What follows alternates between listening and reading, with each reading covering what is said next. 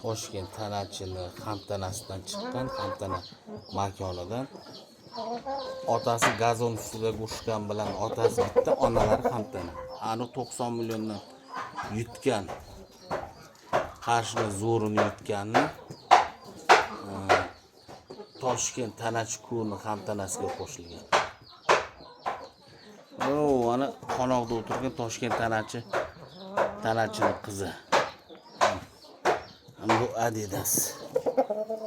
Mashlardan zakaz olaman.